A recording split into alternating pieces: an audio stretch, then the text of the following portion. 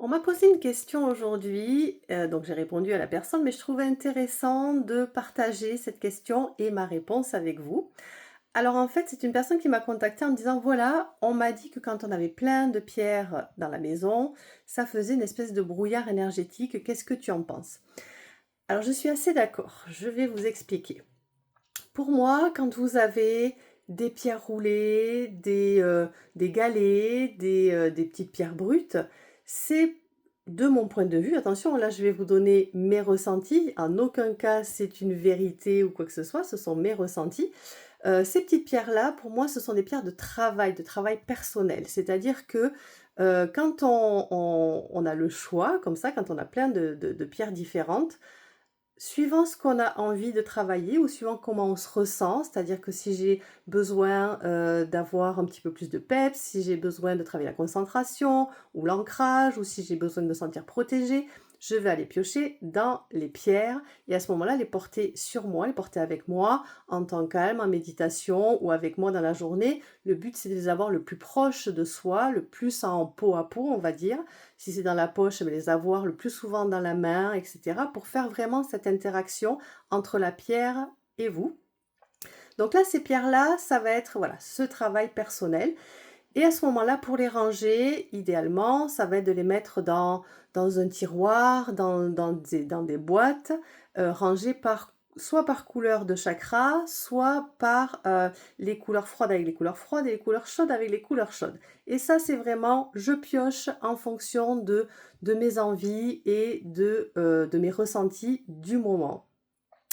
Après, par contre, vous avez peut-être envie de donner une énergie à vos pièces de la maison.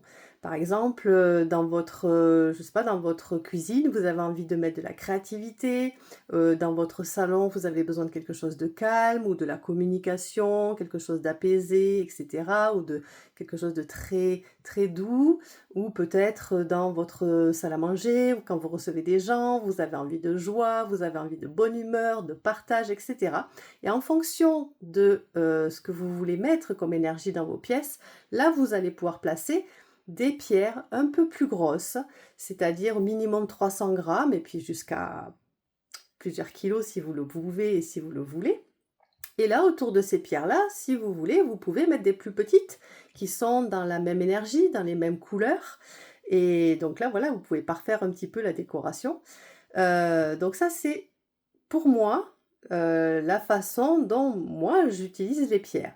Après, si vous voulez les exposer dans votre salon, dans votre salle à manger, dans votre bureau, peu importe, mais que vous voulez pas justement avoir ce brouillage énergétique, vous pouvez opter pour une étagère vitrine. Donc là, vous pourrez les exposer. Elles seront fermées, elles seront vitrées, donc ça sera fermé, les énergies seront «enfermées» entre guillemets et vous pourrez exposer toutes vos belles pierres, sans problème.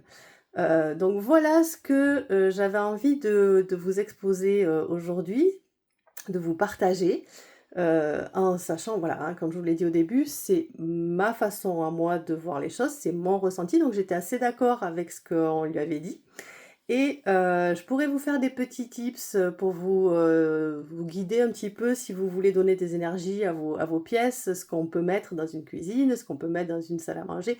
Après, voilà, laissez passer parler vos ressentis, vos intuitions, vos envies.